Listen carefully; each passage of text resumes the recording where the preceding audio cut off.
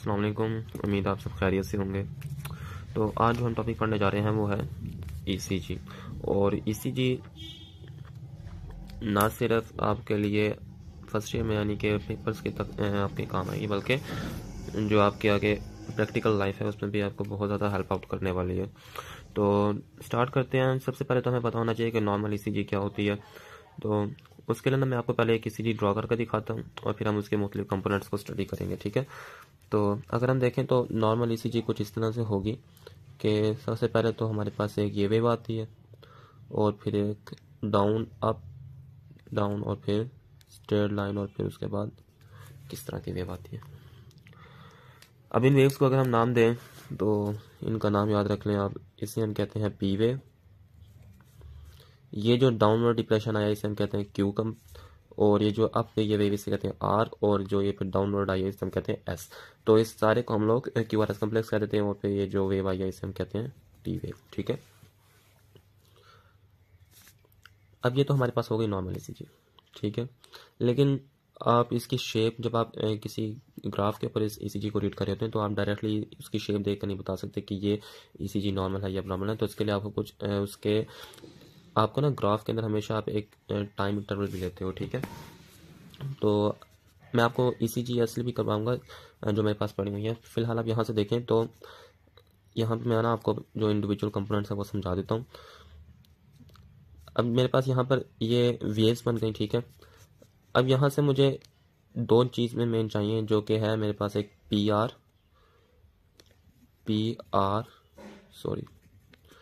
R interval, ठीक है। और पी आर इंटरवल की एक चीज़ याद रखनी है कि ये पी के स्टार्ट से लेकर क्यू के स्टार्ट तक होता है। यानी कि ऐसे असल में तो नाम पी क्यू इंटरवल देना चाहिए, लेकिन आप मेडिकल की फील्ड में से पी आर इंटरवल ही कहते हैं, ठीक है। और एक होता है क्यू टी इंटरवल, यानी क्यू से लेकर स्टार्ट लेकर टी के एंड तक, इसे हम कहते हैं क्यू टी इंटरवल, ठीक है। अब जब भी आप ईसीजी को स्टडी कर रहे होंगे तो आपको ना उसकी जो टाइम लाइन होती है, यानी कि जो ग्राफ के ऊपर जो एक्स एक्सिस होता है उसके ऊपर आपका टाइम आ रहा होता है, ठीक है। तो उस टाइम पर आपने देखना होता है उसी टाइम के मुताबिक ये ईसीजी नॉर्मल है कि अब नॉर्मल है। तो उसके लिए हमें इन वेव्स का और इंटरवल्स के इंडिविजुअल टाइम्स पता होने चाहिए, ठीक है। ज़्यादातर हम लोग पीआर इंटरवल और क्यूटी इंटरवल के टाइम से डिसाइफर करते हैं, लेकिन यहाँ पर मैं आपको दूसरे इंटरवल से बता दूंगा। यानी कि मेरे पास जो पी वेव है इसका जो नॉर्मल इंटरवल होता है वो होता है 0.1 सेकेंड, 0.1 सेकेंड, ठीक है। इस तरह जो हमारे पास क्यू आर एस कॉम्प्लेक्स है इसका जो नॉर्मल इंटरवल होता है वो होता है 0.08 से लेकर 0.1 सेकेंड तक। और जो टी वेव होती है इसका जो नॉर्मल इंटरवल होता है वो होता है 0.2 सेकेंड, ठीक है। इसी के साथ साथ अगर हम देखें तो मैंने आपको बताया था कि जो पी आर इंटरवल होता है, यानी हम लोग बेसिकली इंटरवल्स के बेस पर ही डिसाइफर करते हैं ना, तो पी आर इंटरवल होगा 0.12 सेकेंड से लेकर 0.2 सेकेंड तक, ठीक है। और जो क्यू टी इंटरवल होता है वो होता है 0.32 से लेकर 0.4 सेकेंड तक, ठीक है। यहाँ तक समझ आ गई आपको।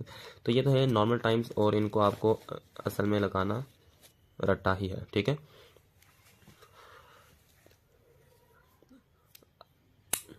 तो हमने हमारे पास मैं दोबारा एक मतलब रिवाइज कर लूँ कि हमारे पास पी वेव है, एक क्यू आर एस कम्प्लेक्स है, एक टी वेव है, और पी से लेकर क्यू तक हमारे पास पी आर इंटरवल है, और क्यू से लेकर टी तक हमारे पास क्यू टी इंटरवल है। फिर इनकी नॉर्मल वैल्यूज़ मैंने आपको बता दी हैं, ठीक है।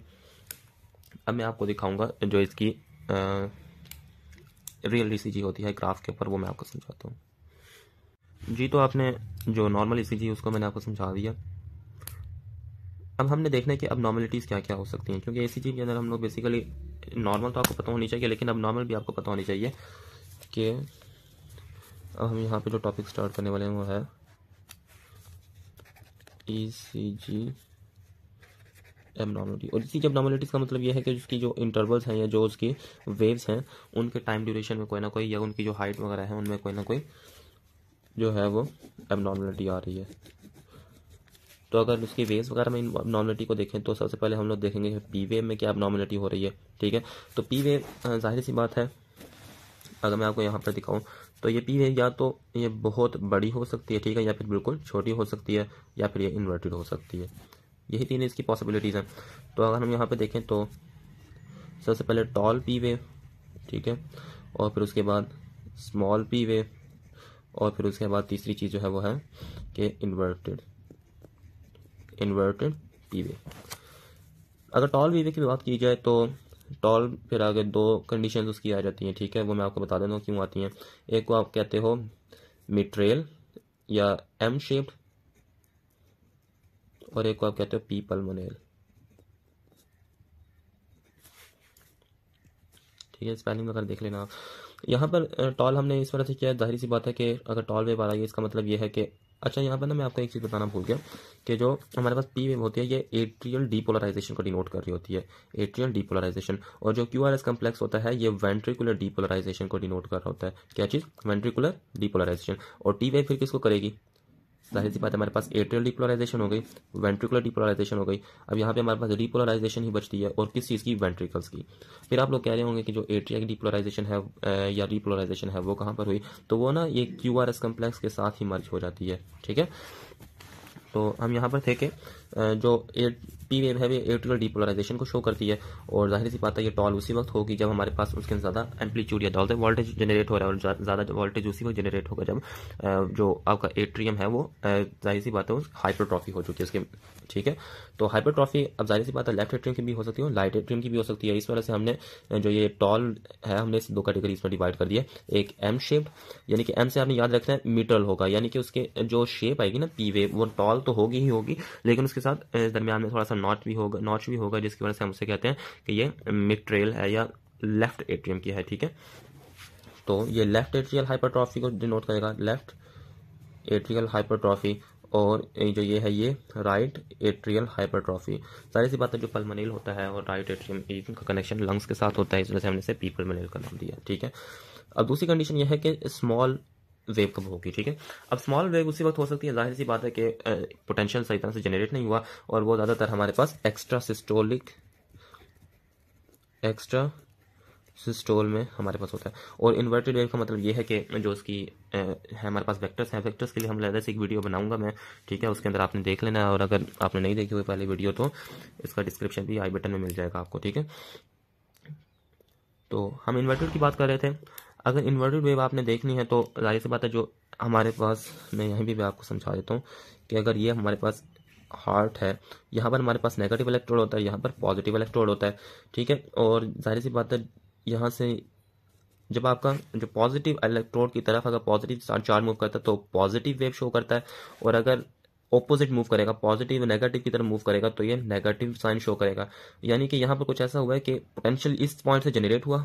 नॉर्मली क्या होता है कि पोटेंशियल इस पॉइंट से जनरेट होता है, ऐसे नॉर्मली ये होता है कि जो पोटेंशियल होता है वो ऐसे नोड से जनरेट होता है, ठीक है।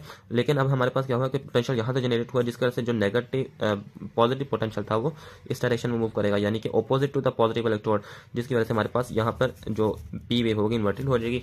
और हम इसे कह सकते हैं कि ये मुमकिन है कि एवी नोडल रिदम में। एवी नोडल रिदम का मतलब यह है कि एवी नोड में हमारे पास जो पोटेंशियल था वो जनरेट हुआ, और आप इसे लोअर पार्ट में उसके जनरेट हुआ, और यानी कि यहाँ पर आप सपोज कर लें यहाँ पर एवी नोड है, ठीक है। एवी नोड ने पोटेंशियल जनरेट किया, इस तरफ भी मूव करेगा और इस तरफ भी मूव करेगा, और जब वो इस तरफ मूव करेगा इस साइड पे, तो यहाँ पर हमारे पास नेगेटिव वेव शो होगी, ठीक है। तो ये तो हमारे पास होगी पी वेव की एबनॉर्मलिटीज। अब हमने देखनी है कि जो हमारे पास क्यूआरएस कम्प्लेक्स है उसकी क्या एबनॉर्मलिटी हो सकती है, क्यूआरएस कॉम्प्लेक्स की क्या एबनॉर्मलिटी हो सकती है। अब क्यूआरएस कम्प्लेक्स जाहिर सी बात है, या तो हमारे पास ज़्यादातर ना क्यूआरएस कम्प्लेक्स वाइड ही होता है, वाइडनिंग ऑफ क्यूआरएस कम्प्लेक्स होती है, ठीक है। और जाहिर सी बात उसी बात होगी ये भी उसी आपको वीडियो में मिलेगा कि जो हमारे पास मैंने वेक्टर्स के लिहाज से बनाई है। क्यूआरएस कम्प्लेक्स ना बेसिकली आपके वेंट्रिकल्स की डीपोलराइजेशन को डिनोट कर रहा होता है, यानी कि वेंट्रिकल्स जो हमारा एवी नोड से यहाँ पर एवी नोड से जो पर्किंजी फाइबर्स की तरफ उनका ट्रांसफर है वो होना चाहिए नॉर्मली, अगर हमारे पास क्यूआरएस कम्प्लेक्स नॉर्मल हो रही है जो इम्पल्सेस का ट्रांसफर। अगर एवी नोड से पर्किंजी फाइबर्स के तक हमारा जो है किसी भी किस्म की ब्लॉकेज आ रही है, यानी कि बंडल ब्रांच ब्लॉक आ रहा है, तो जाहिर सी बात है कि जो हमारा ट्रांसफ़र होगा ए बी नोड से पकिंजी फाइबर्स की तरफ इम्पल्स का वो सही तरह नहीं हो पाएगा, जिसकी वजह से हमारे पास जो QRS कॉम्प्लेक्स है वो ब्रॉड हो जाएगा। ठीक है, और उसके बाद जो तीसरी चीज़ है हमारे पास वो होगी टी वेव के बारे में। ठीक है, ये हमारे पास आई टी वेव। ठीक है, तो टी वेव भी हमारे पास चीज़ें हैं कि टॉल भी हो सकती है, ठीक है, और ये स्मॉल भी हो सकती है, और इसके अलावा ये इन्वर्टेड भी हो सकती है। जी, तो जाहिर सी बात है कि जो टॉल टी वेव होगी वो उसी वक्त होगी जब हमारे पास रिपोलराइजेशन का एम्पलीट्यूड ज़्यादा हो चुका है या ज़्यादा डिलेड डिपोलराइजेशन हो रही है। इसमें हमारे पास जो कंडीशन आती है वो आती है हाइपर कैलीमिया। ठीक है, ये मेरे पास ना जो वीडियो है आयनिक रिलेशंस के बारे में कि आयनिक के वजह से हमारी बॉडी के मुख्तलिफ या आयनिक इम्बैलेंसेस की वजह से हमारी बॉडी के मुख्तलिफ पार्ट्स पे क्या अफेक्ट होता है, ये उसमें अच्छी तरह से एक्सप्लेन किया हुआ है। उसके बाद स्मॉल टी वेव उसी वक्त होगी जाहिर सी बात है जब हमारे पास हाइपो कैलीमिया होगा, हाइपो कैलीमिया, और इन्वर्टेड उस वक्त होगी जब हमारे पास मायोकार्डियल इन्फाक्शन होगा, मायोकार्डियल इन्फाक्शन, या इस तरह की कोई भी हार्ट के रिलेटेड डिजीज़ होगी, इस्कीमिया वगैरह। ठीक है, तो ये हमारे पास तीनों कंडीशंस आ गई टी वेव के बारे में। अब ना एक एबनॉर्मली वेव प्रेजेंट होती है जिसे हम कहते हैं यू वेव। इसको नाम दिया जाता है यू वेव का। होती है एबनॉर्मल कंडीशंस में ही है। ठीक है,